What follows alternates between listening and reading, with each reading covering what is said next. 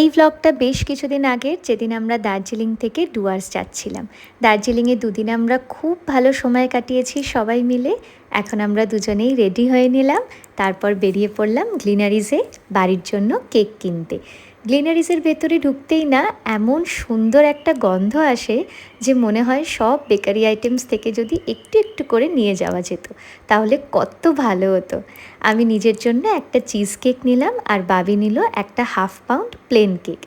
এরপর দেখলাম আমাদের গাড়ি চলে এসেছে, উঠে পড়লাম গাড়িতে।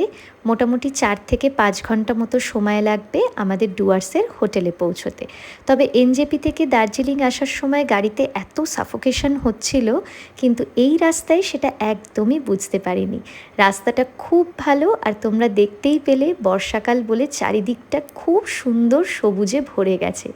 এরপর আমরা লাঞ্চ করার জন্য একটা হোটেলে ঢুকলাম। আমি প্রথমে ভেবেছিলাম কিছুই খাবো না, সত্যি বলতে ভয় পাচ্ছিলাম যদি খেয়ে গাড়িতে ট্র্যাভেল করতে কষ্ট হয়, কিন্তু বাবি বলল যে না, অল্প করে একটু খেয়ে নাও।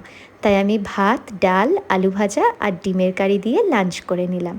আমরা এখন যেখানে লাঞ্চ করলাম সেখান থেকেও মোটামুটি আরও 1 ঘন্টা মতো সময় লাগবে।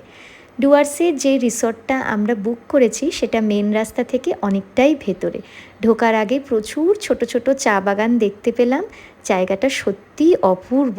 চলো তাহলে আজকের ব্লগটা এখানেই শেষ করছি।